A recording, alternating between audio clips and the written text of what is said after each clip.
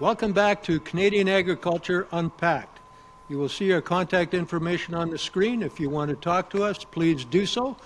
I'd also like to welcome back Wayne Easter. Wayne is a long-time member of Parliament, 28 years. I don't know if that's a record or not. Maybe Stanley Knowles was longer than he was. But he was also Canada's Attorney General, and he was a long-time chair of the House of Commons Finance Committee.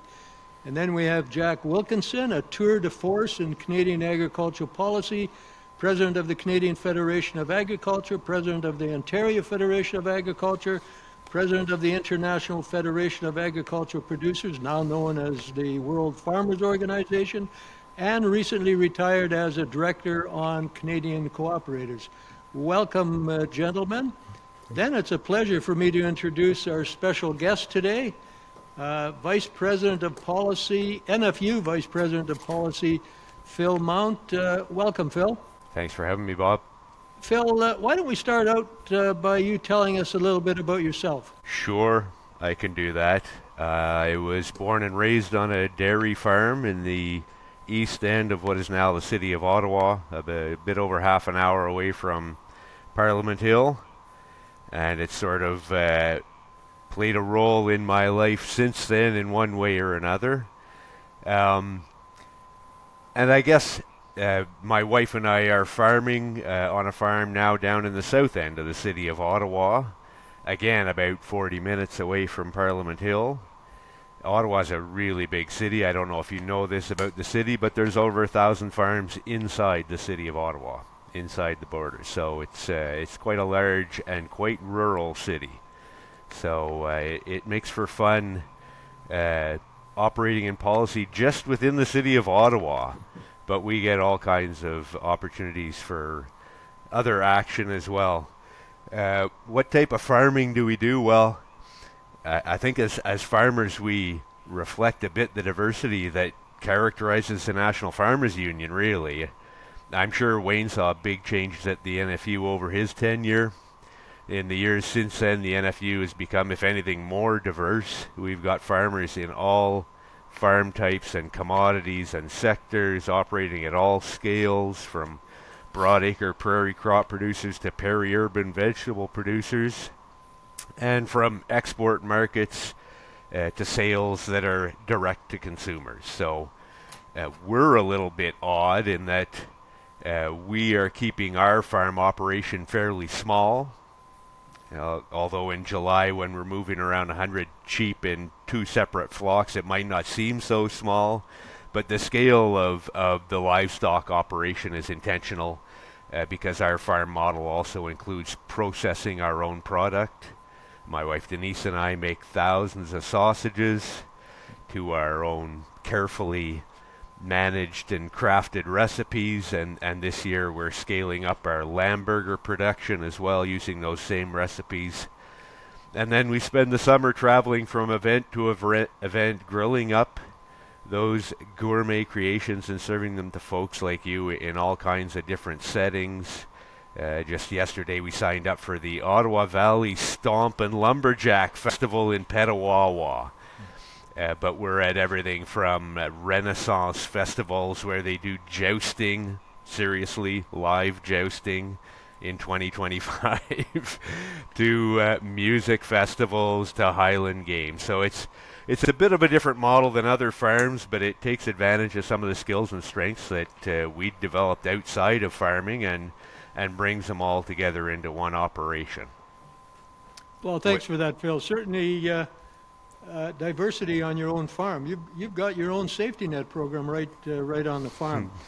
I doubt whether anybody knew that there's 1,000 farmers on the doorstep of Parliament Hill. Maybe MPs would sometimes make different decisions if they knew that farmers were breathing down their neck every day of the week. Bob, just to interrupt, I was in Ottawa as an MP when the city of Ottawa expanded to take in many of those farms in the outlying areas, and I tell you, you want to talk about controversy, that was it. And I think Phil, that controversy still remains because city councillors tend to make policy for cities and forget that they got the rural and the farm component in their mix. I think that's still a problem. Yep. Thanks for that, Wayne. Before we go further into the National Farmers Union and election priorities, I need to ask this question. I mean, we know we're in an election campaign. The question I have, and this certainly is not a political show, but the question I have to all of you is there any one party better than the other at addressing farmers' needs and the needs of agriculture? Jack, why don't we start with you? You know, if I look provincially when I was at OFA as well as nationally, I would say more depends on the strength of the farm organizations and putting in front of whatever political party and opposition parties are there what you need, the plan, the strategy, the plan, what the objectives are. And I found if you lobby effectively, it really depends a lot, not always, but a lot of the personalities of Minister of Agriculture, key cabinet ministers. I'll just give an example. In Ontario, it was the New Democratic Party that gave OFA and NFU and Christian Farmers stable funding. Neither of the other two parties were interested in doing it, and it didn't seem like it was ever going to happen. But in fact, they saw the logic of having well-funded farm organizations, democratically elected, etc. So there's an example, and I would say when I was at CFA, when we kind of changed governments from the Conservative to the Liberal government, and Wayne obviously was there at the time period, our trade policy really, I don't believe, missed a beat. We had worked with both parties constantly, and I remember heading over to Geneva for meetings, and it seemed the new ag minister and the people involved, because obviously the bureaucracy was still there, the trade people were still there, and we were able to carry on even though there was a change in some views. But part of that was the work that was done ahead of time, so that nearly all political parties had the same view of what agricultural strategy should be. So that kind of takes the differences out of it, I guess, and when we looked at agriculture in a nonpartisan way to a great extent. So, but some would argue that the West does not receive the attention it deserves with double tracking, for example, of the railroads, infrastructure at ports, because certain political parties haven't invested that way. I'm not going to argue that, but I think it still a lot depends on the people who are there and how effective we are as lobbyists. You know, and Jack, when you were there, you started out working with the Conservative government under Brian Mulroney, and then went to Liberal. When I was president of CFA, I went from a Liberal government to a Conservative government. The one thing I found really interesting, and I don't know if you ever found this, but when Liberals were in government, it was really important to convince a bureaucrat about a certain policy that CFA was recommending, and then those officials would convince the minister. When the Conservatives took power, it was flipped. The way we did it then is we had to first convince the minister, and then the minister would tell officials what needed to be done. I mean, a good example is when Chuck Straw was minister. We had lobbied forever officials about the new kind of NISA-like top tier. They called it Agri-Invest. And we got nowhere lobbying the department. But then we started working on Chuck Straw. By the way, Chuck Straw passed away last year. It was sad to hear. But then we started communicating with him directly, and he ended up giving us the new top tier with a $600 million kickstart. Just a very brief response. I think it goes back to one of your old sayings, Bob. You have people who know what they don't know, and therefore they want to listen to the consensus coming from the farm community.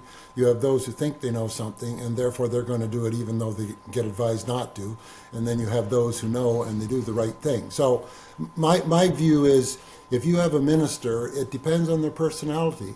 Ralph Goodale example, urban person, but from the prairies, Saskatchewan, obviously knew quite a bit about agriculture, but he was an individual who, if the farm community could build a solid consensus, give him a logic behind it, kind of price tag it a bit, he would go to cabinet and fight for it. I know of other ministers, I won't mention any names, but they knew exactly what had to be done before they became minister, and there was kind of no moving them off the mark. So Again, it really depends how the farm community is able to work with those people.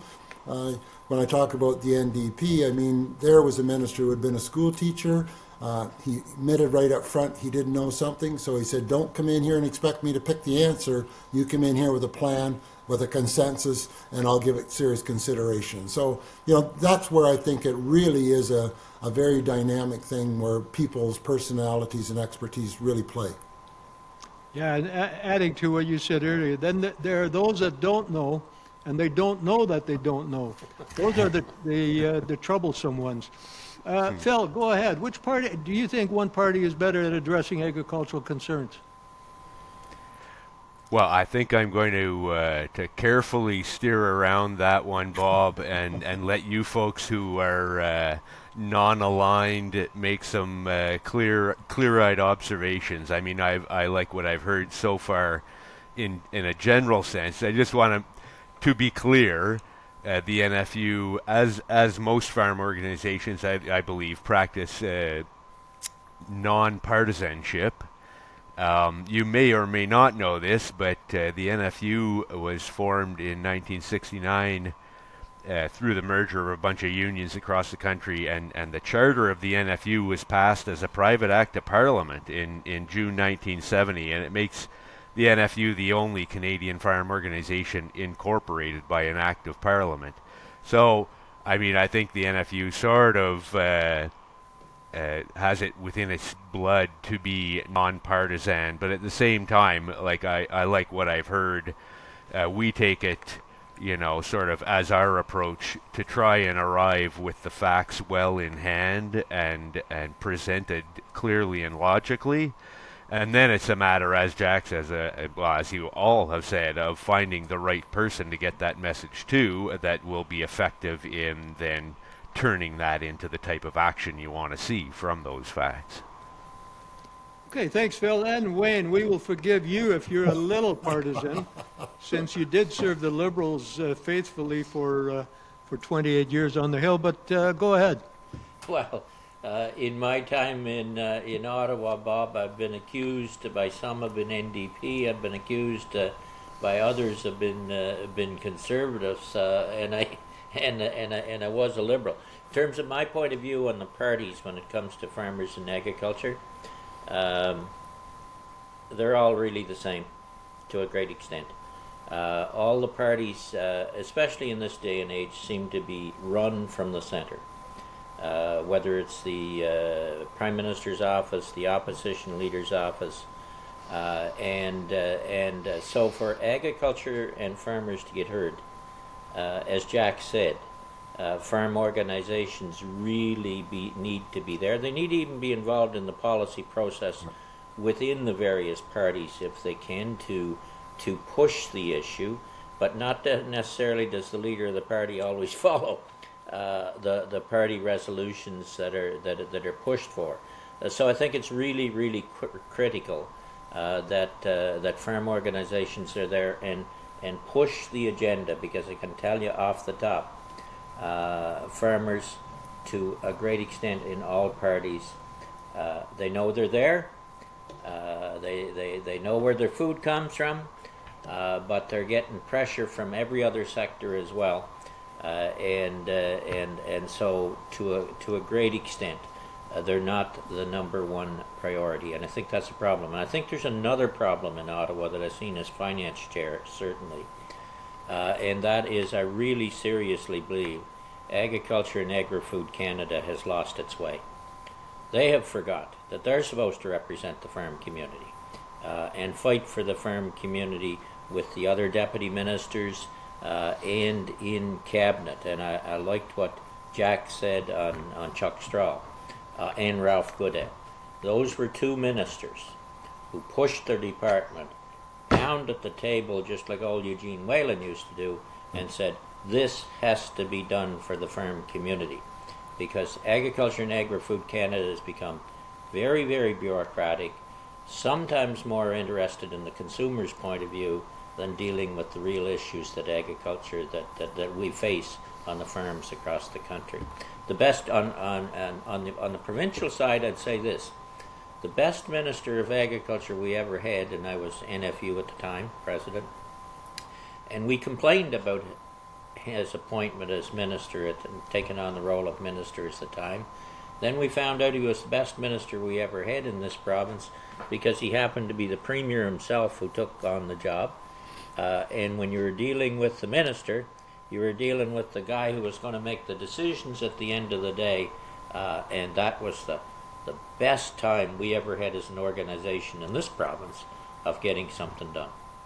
I think we have to remember when you're less than 2% of the population, regardless of the size of the economic activity and GDP you create, it's not an obvious connection that you're going to be anybody's priority. You know, generally speaking, we roll along, and unless there's a crisis in the farm community, we're producing our food and feeding the nation. There's surplus on every grocery store. Food's not overly expensive, generally, unless you hit a bad patch of inflation or what's happening in Ukraine and things like that. So to presume that anybody's going to have us front and center on their radar, I think is an assumption we shouldn't make. If you want your problem solved, you've got to move it up the priority ladder so that it's got to be noticed. When MPs go back to Ottawa for a caucus meeting, they're going to sit there and listen from the center unless they really got raked over the coals in the barbecue circuit in the summertime. Or on the weekend, they were home shaking hands and kissing babies. They had a whole bunch of people poking them in their chest, telling them that there's a real serious problem that needs to be fixed. They might have enough backbone to put their hand up in the room. But even better than that, if it can be on the front page of newspapers, the one or two we still have, or in a podcast or something, then it gets heard, it gets noticed. Then when people start talking about it, you got some context. Otherwise, to Wayne's point, the priorities are there for everything. I mean, healthcare. I mean, the list is endless. And so we should never assume that because you elect some smart person in your riding, and I mean that in all sincerity, with good intentions, that doesn't mean they can go down to Ottawa and drive your priority by themselves. You, as a farm community, have to help at every stage, both with the bureaucracy and the elected members, if you want to be successful. Let me add one other thing, Bob, and I will say this about being an MP and a candidate.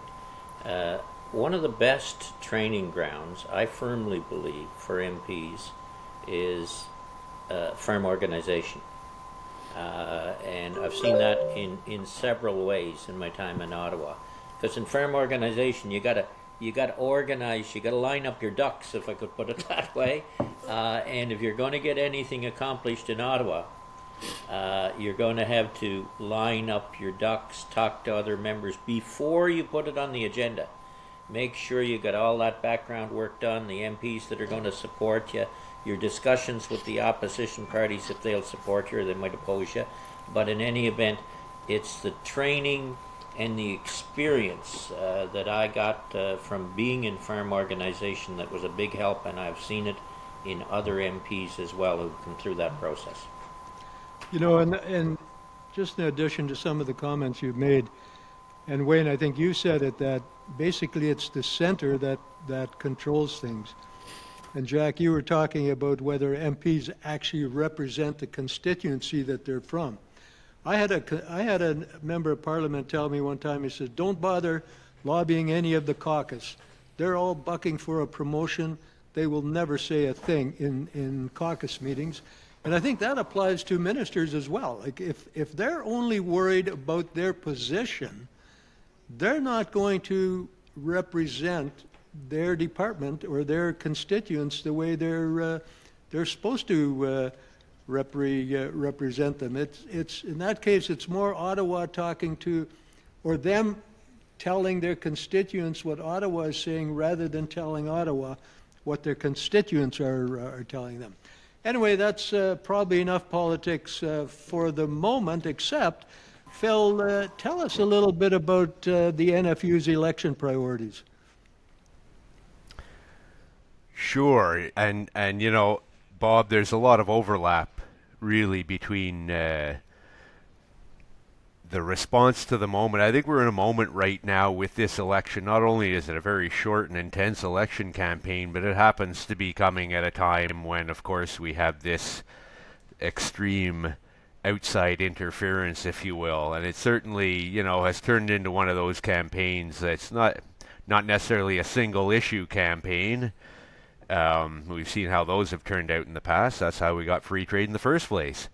But it's certainly a campaign that's being dominated by the one issue at a global scale, and that is the implementation of tariffs by one of our closest trading partners.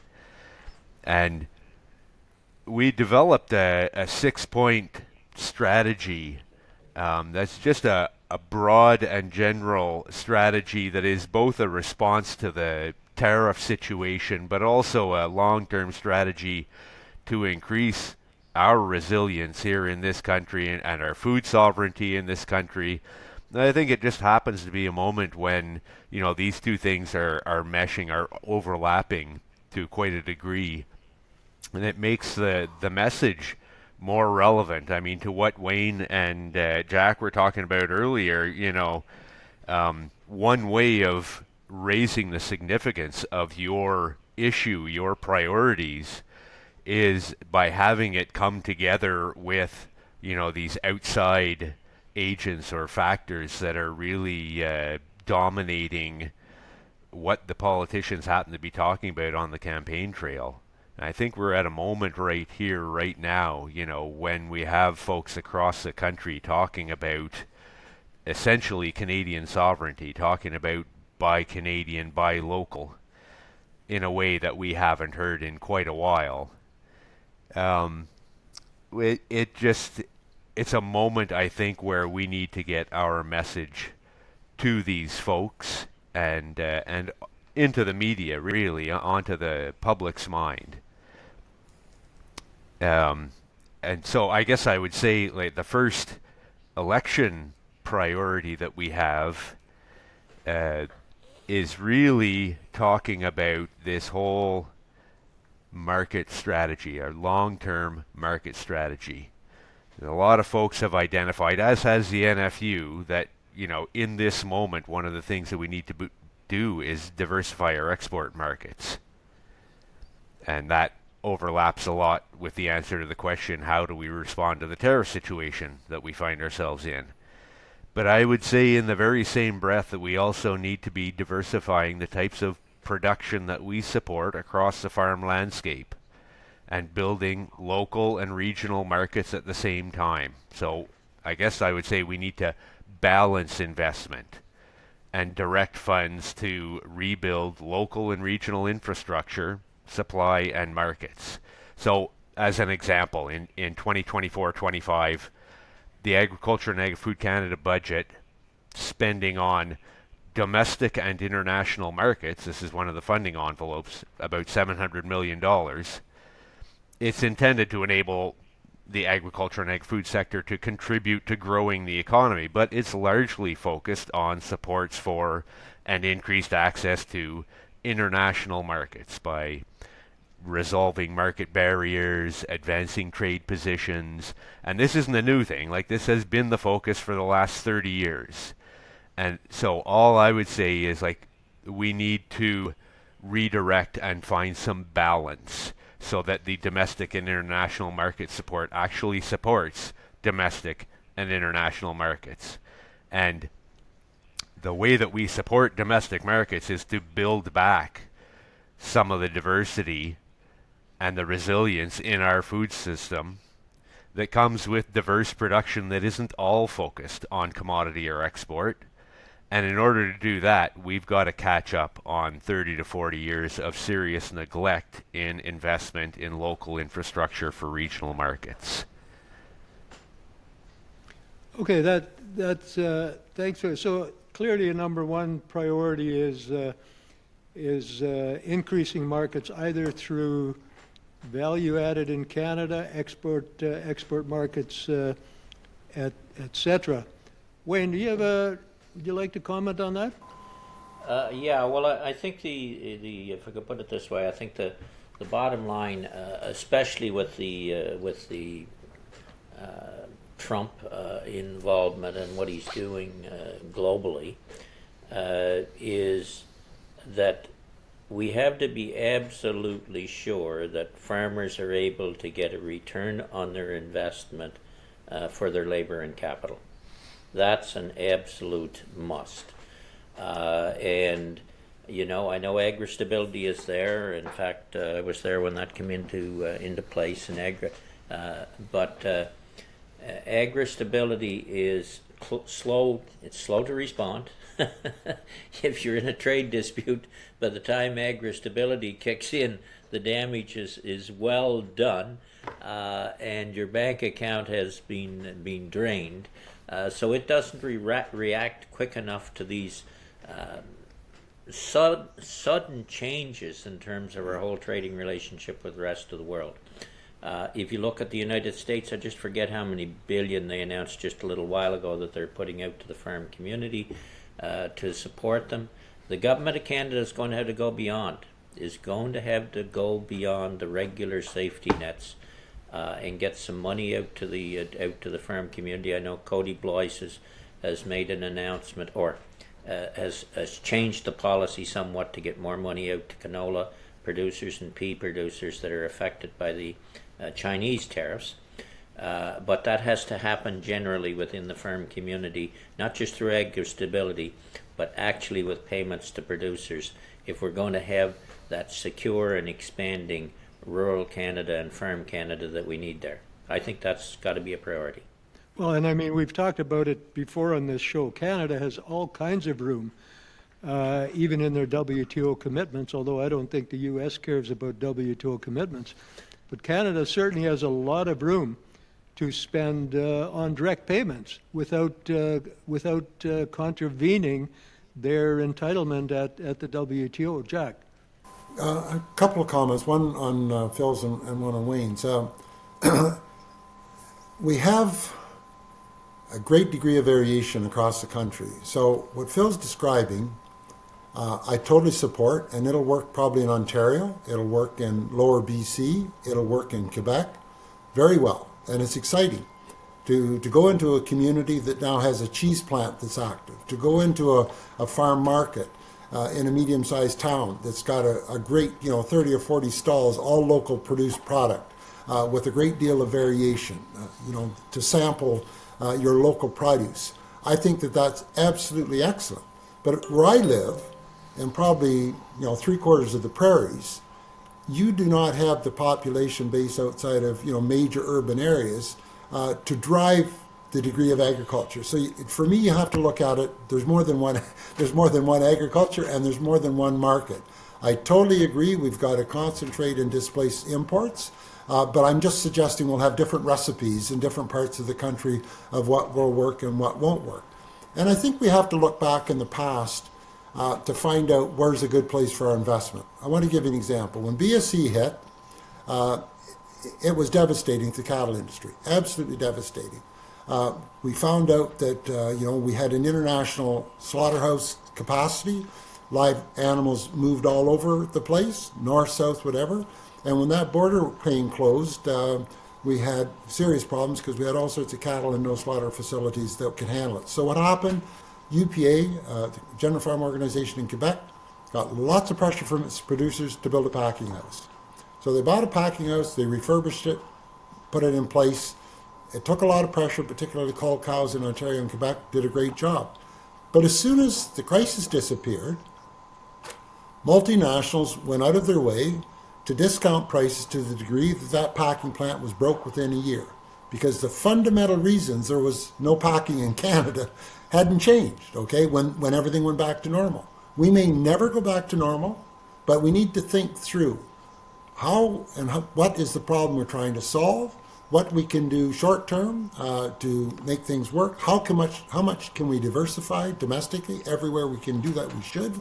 For example, Federated Co-op just closed down its canola crushing plant in Regina, I understand, because of the biofuel rules in Canada. I mean, wouldn't we love to have that thing running 100% right now with what's going on in China? So all of these things put together, and I'm not disagreeing at all with Phil. I'm just saying there's parts of the country where that recipe, we don't have enough people to eat our produce, clearly. So it's got to be a little bit different there. And to Wayne's point, you know, we designed these safety nets that we more or less have 25 years ago for the time period under the WTO rules to keep us compliant so we didn't get countervailed by the United States. So hence there was very little commodity-specific programming that was allowed under the rules. They were all income-based. That meant you had to wait till the year was over. You had to calculate your margin. It was always going to be behind the time. It was never financed enough. Quebec had a commodity-specific program individually for its producers that it funded by the province. Ontario still has one that it funded. None of the other provinces, to the best of my ability, wanted to go there because the feds wouldn't cost share it under WTO rules. I think everybody's got to step back and say, well, what world are we living in now? Do WTO rules even exist? And so are there places where we need to analyze the programs we did for a good reason under sound logic then, even if they weren't funded well enough, may not apply to today's crisis and the need for cash to move quickly to producers, the point Wayne was making. So I think there's a lot of work that's got to happen. I mean, I think everybody in every part of the Canadian economy is got to put the shoulder to the grindstone, because this is like a Second World War event, even though I wasn't born then. I read a bit about it. You have to decide this is an unbelievably critical issue that the best brains have got to get into the room. The ideologues have got to be told to go have a beer someplace and get the hell out of the way, and let people who have the needs of the country and the needs of the industry get together around a big table and look for some problems and start solving them one by one by one. All right, thanks for that, Jack. Phil, any more priorities for the NFU?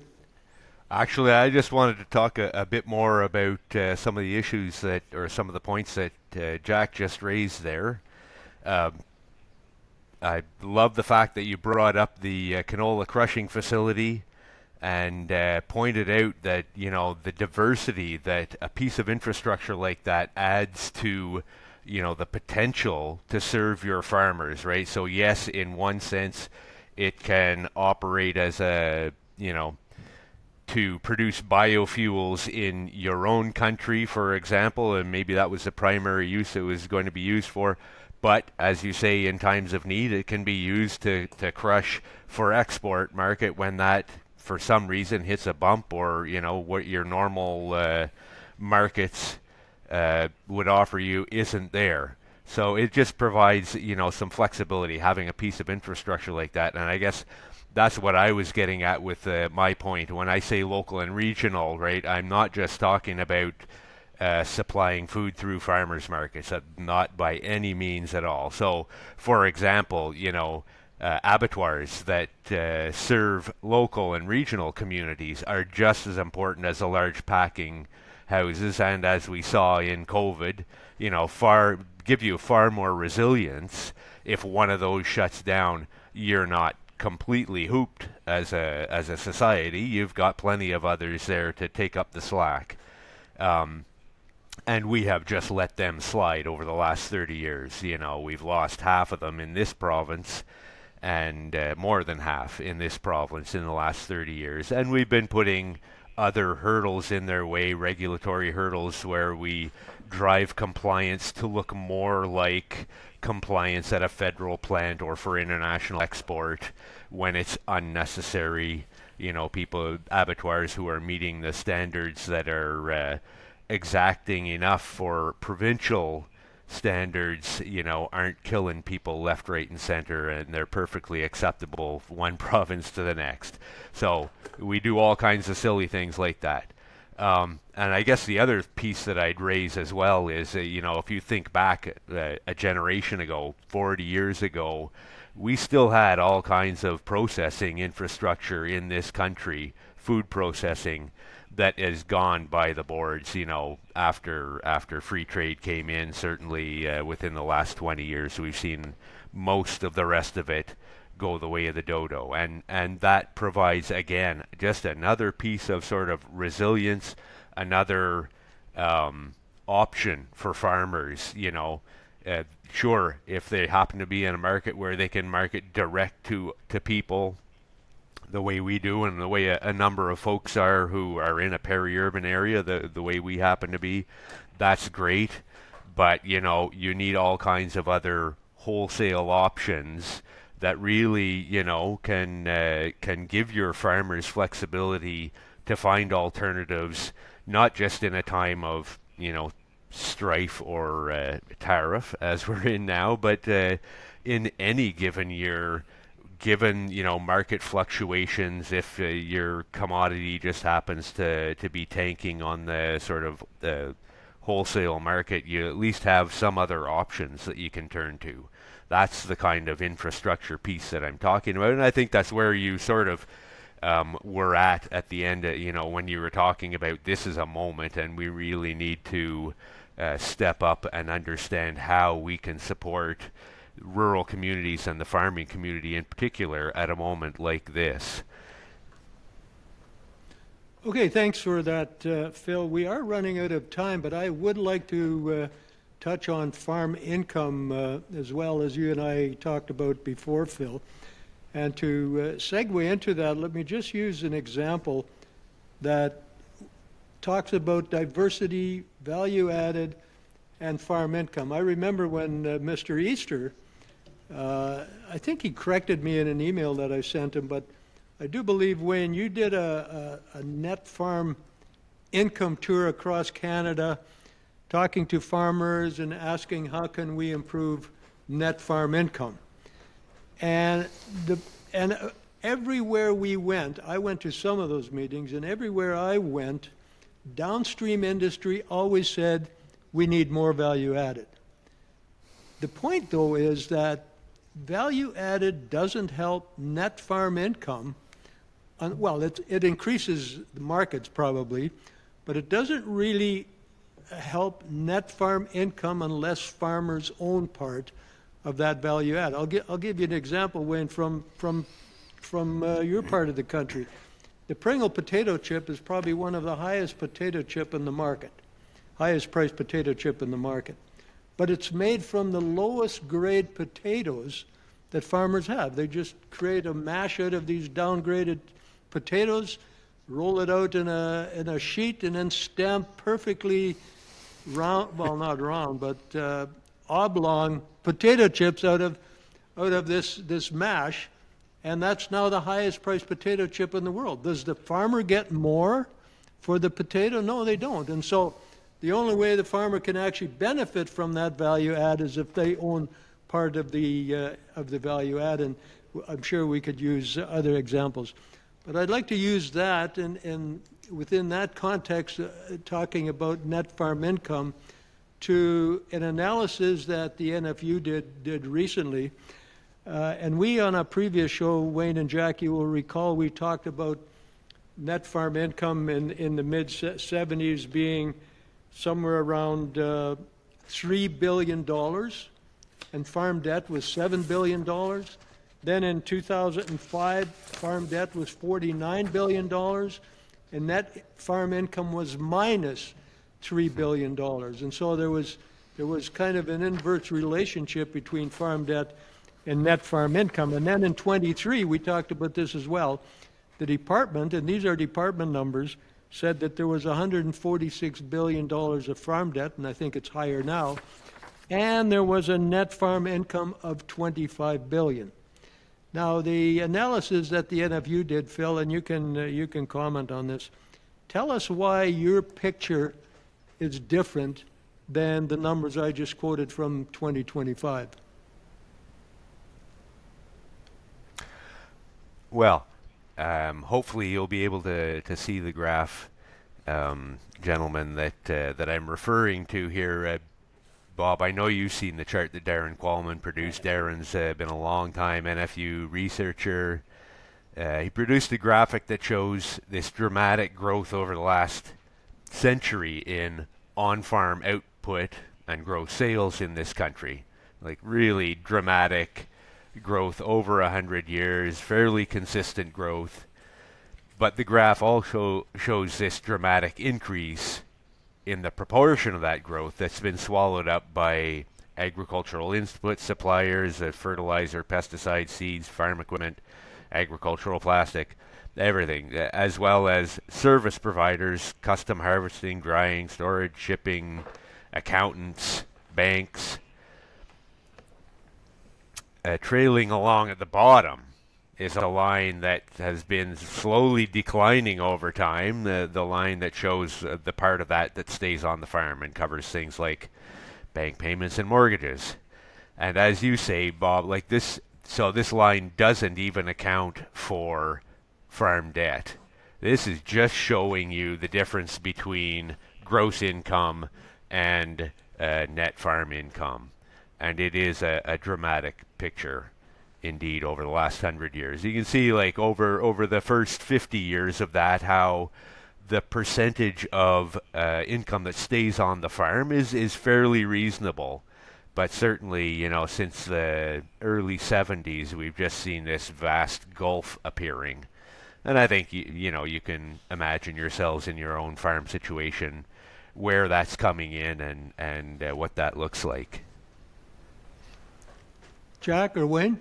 Well, briefly, it's not a surprise. I mean, people who, I don't agree with what's happened at all when I say it's not a surprise. But as individual farmers, there was a time period when we prided ourselves of having some influence in the marketplace. We prided ourselves in owning, you know, big grain companies in the prairie, Sask Pool, Alberta Pool, Manitoba Pool. We controlled to some extent our market destiny with our ability to have volume to negotiate. We had marketing boards that had some backbone to them and stood up to more than just to get ads for the farm magazine that they were publishing. This is really a sad state of affairs we're in right now. When we lost the wheat board in Ontario, which was the first to go because we entered the free trade, and if you take tariffs off biscuits, you know what's going to happen. Tariffs are coming off wheats really shortly thereafter because the processors are going to demand it. So we lost the wheat board. We kept the single desk selling for a little while with no pricing power, but it did some collective marketing. All of that stuff's gone now, and I will argue, because they saw it in Australia as well, that the margin taken away from the farm community increased dramatically when you lost your market clout. So all of a sudden, you have less and less influence as the individual, and you effectively have big processors that have done nothing but get bigger, have the market power now, and here's the price, take it or leave it. We really don't care. It's up to you. And so this scenario has really went in the negative to negative farm incomes, as well as the inputs have been gobbled up by huge multinational chemical companies. If you look at Bayer Crop Science and BASF, and you go through that list and the number of products they own, the seed rights they own, plant breeders' rights. The Canadian Federation of Agriculture actually supported plant breeders' rights then because they accepted the notion, this was not an easy decision, but they accepted the notion a company needed a long-term payback if it was going to invest in genetics. Now, what happens when the patent expires? It gets taken off the market by the company. It's not even public good, even though the farmer has paid 10 years for that damn patent right to produce. They don't own nothing. They signed a piece of paper that said I can't hold back seed, and the company takes it off the market. So that genetic material is gone forever. So when a farmer looks at how much it costs to plant a crop now, I don't think you can put anything in the ground for under $100 an acre, regardless of what the price of soybeans are. So we're allowing concentrations on both sides, and because we know how to use a laptop, we think we're the smartest marketer in the world. Like, we're ready to take on the world. And the bigger the number of hectares you farm, the smarter you became, okay? So we don't need any help until we do. And then the farm income supports aren't good enough. So I'm into this club of what I said beforehand, time to step back and say, it's a different world now. If we keep going this way, well, it's pretty inevitable where things are ending up back. I totally support your comments, Phil. You're left with the peanuts that are left over. Well said, Jack. Wade, go ahead. Yeah, I'd come in there and agree 100% with Jack. That was one issue where the Canadian Federation of Agriculture and the plant breeders' rights issue, we were on opposite sides. Yep. But it does cut both ways. Plant breeders' rights is a good thing in terms of investment, I'll admit that. But what happened to it since in which those seeds are now denied and you can't multiply them after a number of years is a real problem. And just to Jack's point as well, you know, I was out west in the time, and I remember how powerful Saskatchewan Pool was, Manitoba Pool, elevators, etc. And the Canadian Wheat Board was really the strength of its all, because it had the information base, and it had the authority in terms of transportation, and to a certain extent pricing. I mean, it knew what was happening in Russia or China or wherever with their network around the world. And Phil, you would know that Darren also did a very in-depth study on pricing within the grain industry prior to the Canadian Wheat Board and since it's gone. And I was one of the ones who, I would say Ralph Goodale and I, between the two of us, when Harper was in government, we managed to save the Wheat Board for about 6 years, and then when they got a majority, we lost it.